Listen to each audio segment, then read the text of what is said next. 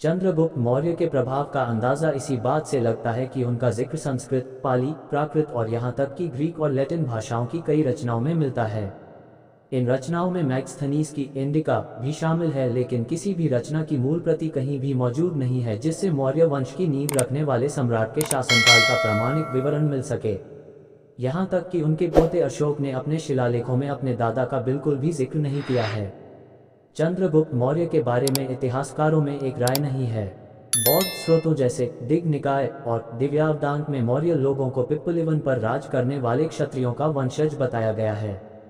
दूसरी ओर कई विद्वानों का मानना है कि मौर्य शब्द की जड़ मयूर में है, जिसकी वजह से माना जाता है कि वे उस क्षेत्र के रहने वाले थे जहां बहुत मोर थे या फिर उनके जीवन में मोर की बहुत अहमियत थी।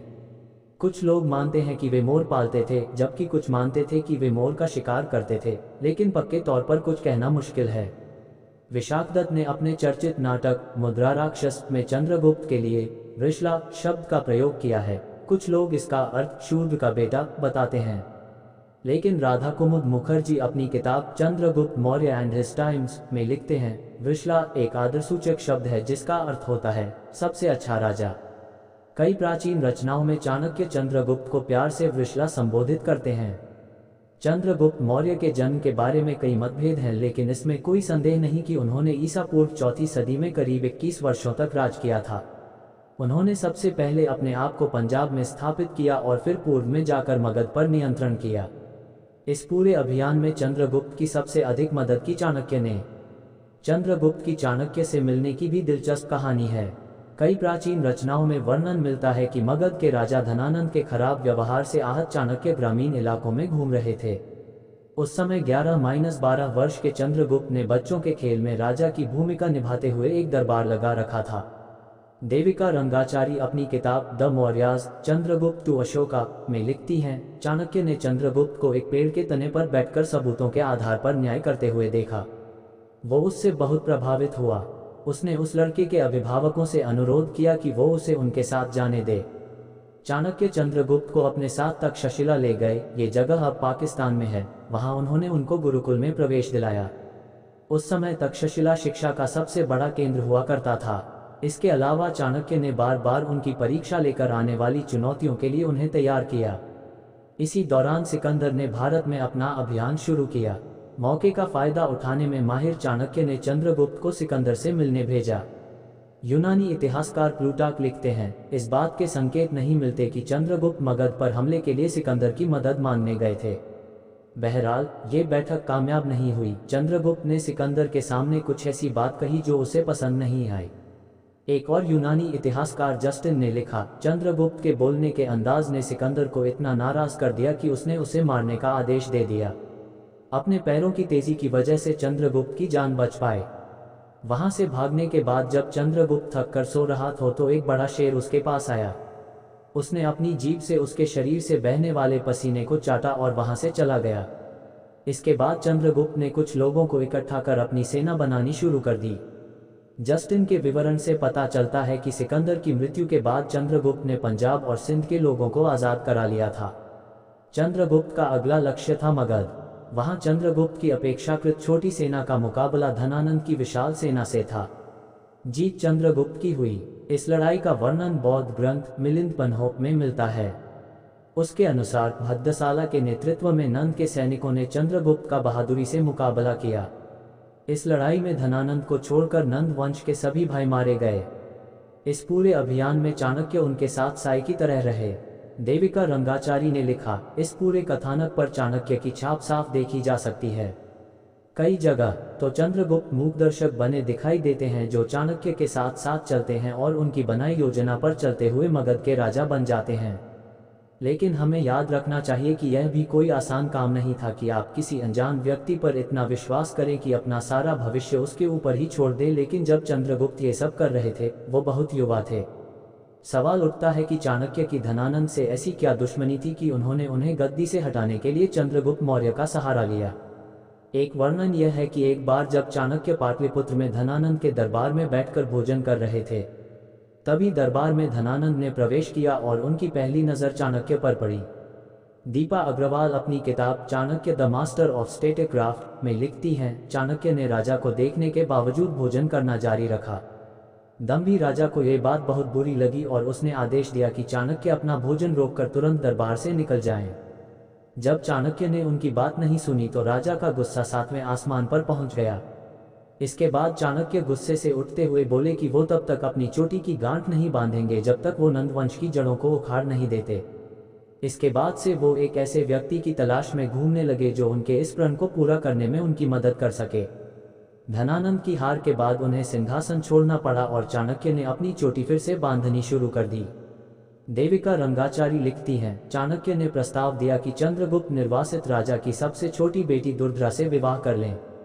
ये बात अजीब सी लगती है कि जिस लड़की के पिता को सिंहासन से हटाया गया हो वो कैसे ऐसा करने वाले से विवाह के बारे में सोच सकती है, लेकिन इस प्रस्ताव के राजनीतिक अर्थ थे। पहले भी शादी के माध्यम से दो विरोधी राजाओं को एक करके उनकी कटुता को दूर करने की कोशिश की जाती रही है। 320 BC तक चंद्रगुप्त अपने सारे भारतीय प्रतिद्वंद्वियों को हराकर गंगा के मैदानी इलाके पर अपना नियंत्रण कर चुके थे। उस जमाने में मगध की राजधानी पाटलिपुत्र की गिनती दुनिया के सबसे बड़े शहरों में होती थी।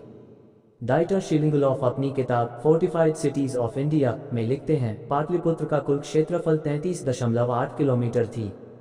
मिस्र का शहर अलेक्जेंड्रिया का क्षेत्रफल इसका आधा था, जबकि रोम का क्षेत्रफल सिर्फ 13.72 वर्ग किलोमीटर था। पाटलिपुत्र शहर एथेंस से 11 गुना बड़ा शहर था।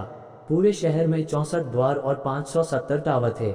उस समय पाटलिपुत्र में करीब 5 लाख लोग रहा करते थे। जब सिकंदर के उत्तराधिकारी सेल्यूकस ने उसके साम्राज्य को वापस पाने के लिए पूर्व की तरफ कदम बढ़ाए तो यह कोशिश उल्टी पड़ गई। 305 BC में उसका मुकाबला चंद्रगुप्त मौर्य से हुआ, जिसमें उसकी बड़ी हार हुई। इतिहासकार विलियम डेलरिम्पल अपनी किताब द गोल्डन रोड में लिखते हैं, चंद्रगुप्त ने अपने 9000 हाथियों में से 500 हाथी सेल्यूकस को देकर ये भूमि ली थी। सेल्यूकस ने अपने राज्य का पूर्वी इलाका चंद्रगुप्त को दे दिया था। दोनों पक्षों के बीच गठजोड़ और मजबूत हुआ जब चंद्रगुप्त ने अपने एक बेटे का विवाह सेल्यूकस की बेटी से कर दिया। पैट्रिक ओलिवेल अपनी किताब society in India 300 BC to 400 BC में लिखते हैं, हो सकता है कि चंद्रगुप्त ने स्वयं एक ग्रीक महिला से शादी की हो, क्योंकि उस जमाने में शांति समझौते के लिए ऐसा करने का चलन था। यह असंभव नहीं है कि चंद्रगुप्त के उत्तराधिकारियों की रगों में ग्रीक खून दौड़ रहा हो। सेल्यूकस ने चंद्रगुप्त मौर्य के दरबार में अपने एक प्रतिनिधि मैग्स्थनीज को भेजा था। उसने अपनी किताब इंडिका में उस समय के भारत का विस्तृत वर्णन किया है। दुर्भाग्य से मैग्स्थनीज ने जो वर्णन किया था उसकी मूल प्रति अब उपलब्ध नहीं है, लेकिन उसका इस्तेमाल करते हुए बहुत से ग्रीक और लैटिन लेखकों ने उस समय के भारत का चित्र खींचा है। इस वर्णन से पता चलता है कि मौर्य साम्राज्य का प्रशासन बहुत प्रगति कर चुका था और उसका राज्य की आर्थिक गतिविधियों पर पूरा नियंत्रण था। राजा प्रशासन का प्रमुख था। उसकी मदद करने के लिए 18 अमात्य होते थे जो प्रशासन की हर इकाई पर नजर रखते थे।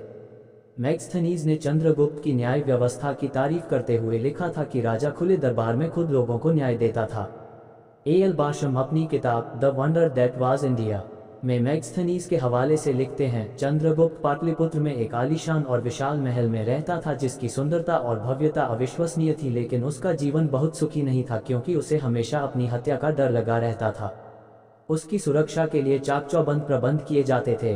पाटलिपुत्र को चारों तरफ से लकड़ी की बनी दीवारों से घेरा गया था। उन दीवारों में जगह जगह छेद किए गए थे ताकि वहां से बाणों को चलाया जा सके।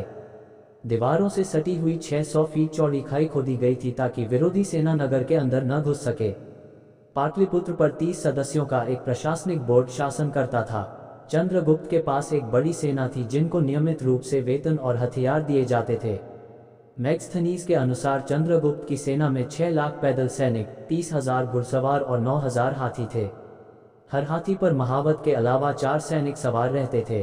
चंद्रगुप्त मौर्य का अधिकतर समय राजमहल में व्यतीत होता था। J.W. मैक्रैंडल अपनी किताब ancient India as described by Megasthenes and Arrian में लिखते हैं, चंद्रगुप्त की सुरक्षा की जिम्मेदारी सशस्त्र महिला अंगरक्षकों को दी गई थी। जब वो लोगों के बीच जाते थे तो बेहतरीन मलमल के कपड़े पहनते थे जिस पर बैंगनी और सुनहरे रंग से कढ़ाई की जाती थी। कम दूरी की जगहों पर वो घोड़े से जाते थे, लेकिन लंबी दूरी का सफर वो हाथी पर बैठकर तय करते थे। वो दिन में नहीं सोते थे। रात में वो अपना शयन कक्ष बदल बदल कर सोते थे ताकि उनको मारने की किसी योजना को नाकाम किया जा सके। मालिश करवाते समय भी वो लोगों की फरियाद सुना करते थे। उनको हाथियों, बैलों और गैंडों की लड़ाई देखने का शौक था। वो बैलों की दौड़ देखने का भी कोई मौका नहीं चूकते थे। अपने जीवन के अंतिम पड़ाव में चंद्रगुप्त मौर्य ने शांति की तलाश में जैन धर्म की ओर रुख किया। उन्होंने सिंहासन का परित्याग करते हुए अपने बेटे बिंदुसार को मगध का राजा बना दिया था। रोमिला थापर अपनी किताब अर्ली इंडिया में लिखती हैं, चंद्रगुप्त मौर्य एक जैन साधु भद्रबहु के साथ दक्षिण चले गए थे। वहां उन्होंने कर्नाटक के श्रवण बेलगोला में जैन तरीके से भूखे रहकर अपने जीवन का अंत किया था। उनकी मृत्यु 293 BC में हुई थी। उस समय उनकी उम्र 50 वर्ष से ऊपर थी। वो एक तरह से पूरे भारतीय उपमहाद्वीप के राजा थे। उनका साम्राज्य ईरान की सीमा से लेकर गंगा के पूरे मैदान तक फैला हुआ था। उसमें आज के हिमाचल प्रदेश और कश्मीर भी शामिल थे। कलिंग, ओडिशा, आंध्र और तमिलनाडु उनके साम्राज्य में शामिल नहीं थे, लेकिन आज का अफगानिस्तान और बलूचिस्तान उनके साम्राज्य का हिस्सा माना जाता है। उनके बारे में कहा जाता है कि वो न सिर्फ एक महान विजेता और साम्राज्य निर्माता थे, बल्कि उतने ही बड़े प्रबंधक और प्रशासक भी थे।